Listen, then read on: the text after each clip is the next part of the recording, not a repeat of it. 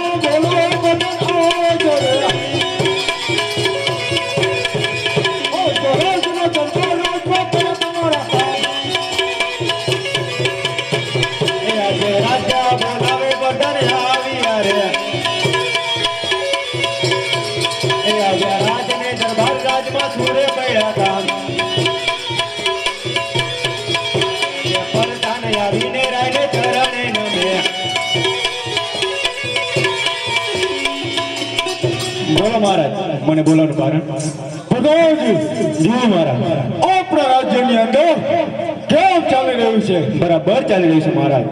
કન્યા શાળામાં કન્યાનો અભ્યાસ કેવી રીતે અપાયો છે? બરોબર અપાયો છે. બધાજી જી મહારાજ, આજનો દિવસ આપની રાતની ડેલીએ ચોકે ભરો કે આપની રજા સિવાય કોઈ પણ અંદર આવવું ના જોઈએ. ભલે મહારાજ.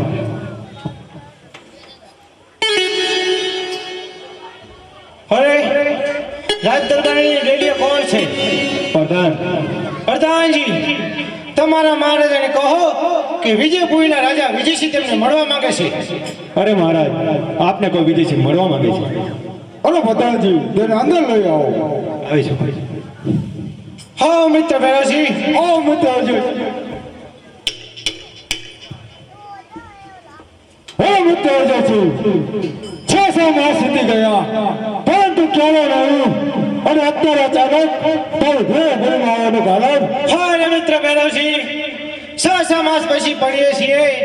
તારા મિત્રને કસુંબાનું અને બેસવાનું પણ પૂછતો નથી. આ મિત્રજી, આવો અહીંયા બેસ.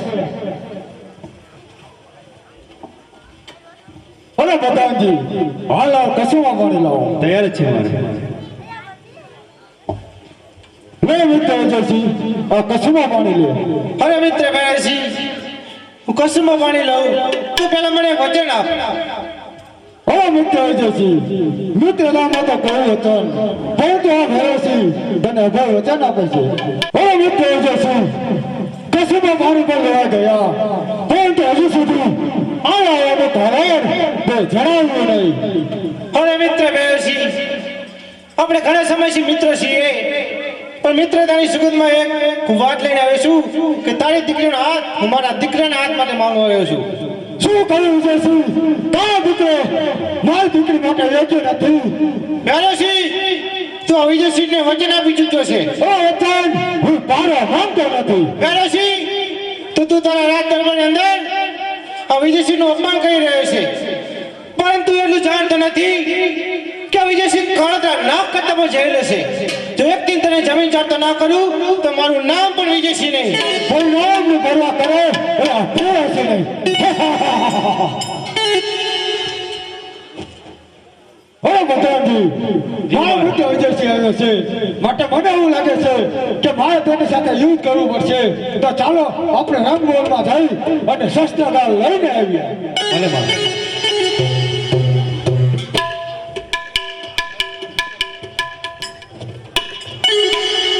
અરે ભૈરવસિંહ, તે દિવસે તે રાત દરબાર અંદર આ વિજયસિંહનું અપમાન કર્યું હતું.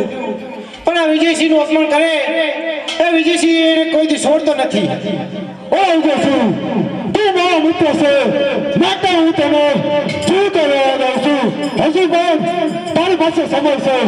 જે રસ્તે આવ્યો છે તે જ રસ્તે જાગો છો. કારણ શું? ફેર તું રસ્તો અલગ કરી નાખીશ. મિત્ર હતા પણ તે મિત્રનું વચન ન પાડ્યું તો માટે દુશ્મન બની ગયો છે. તે માટે યુદ્ધ માટે તૈયાર થઈ જા. ઓરે વિજયસિંહ, આ તું નથી બોલતો. આજે તારું મોત તને બોલાવી રહ્યું છે. કોનું મોત છે એ તો વિજયસિંહની શમશેર તલવાર બતાવશે ભૈરવસિંહ. વિજયસિંહ, મારા હાથે મેળવા માટે તૈયાર થઈ જા. તો તૈયાર થઈ જા ભૈરવસિંહ. તને પણ ખબર પડે કે વિજયસિંહનો હંમેશા વિજય થયો છે. માટે હજી એકવાર કહું છું, જો તારી દીકરીનો હાથ તું મારા દીકરાના હાથમાં સોંપી દે તો વિજયસિંહ અપમાનનો બદલો ભૂલી જવા તૈયાર છે. ઓરે વિજયસિંહ, મેં પણ તને કહ્યું હતું કે પરિણામની પરવા કરે એ આ ફેર છે નહીં. તો પરિણામની પરવા કરે એ વિજયસિંહ પણ નહીં. માટે યુદ્ધ માટે તૈયાર થઈ જા. તૈયાર થઈ જા ભૈરવસિંહ. હોશિયાર વિજયસિંહ.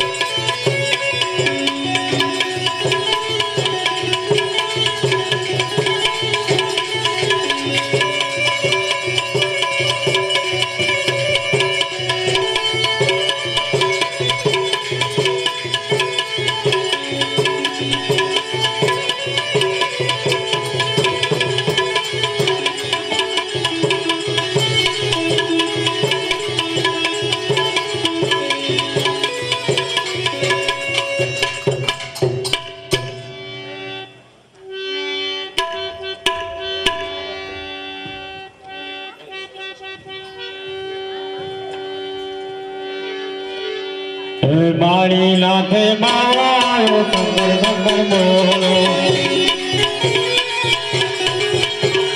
સંગર સંગર બોલો ના તુકારા બોલો.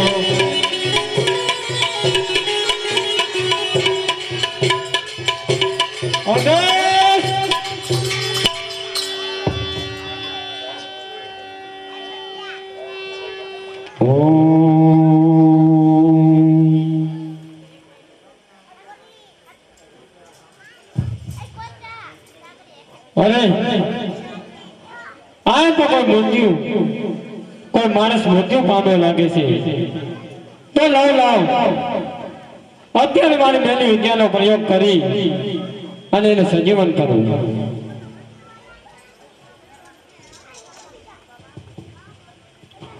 ઓમ ચામુંડા વિશે નમઃ. ઓમ ચામુંડા વિશે નમઃ. ઓમ ચામુંડા વિશે નમઃ. અરે આ મુખ શરીર મારી શુદ્ધ વિદ્યાથી સજીવન નથી થતું, તો આ મુખ શરીર ઉપર આજ મારી મેલી વિદ્યાનો પ્રયોગ કરી અને એને સજીવન કરું. ઓમ કાલિકાય છે નમઃ. ઓમ કાલિકાય છે નમઃ.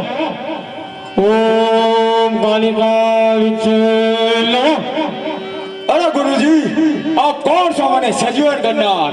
અરે બેટા, હું ગળગળો મારી નાખશું. ઓલા ગુરુજી, તો આજથી તમે મારા ગુરુ અને હું તમારો શિષ્ય. ઓલા ગુરુજી, મારું નામ. અરે બેટા, આજથી તારું નામ ભેરો. ઓલા ગુરુજી, મારું ભોજન. અરે બેટા, આજથી તારું ભોજન માંસ. ગુરુજી, મારી શક્તિ.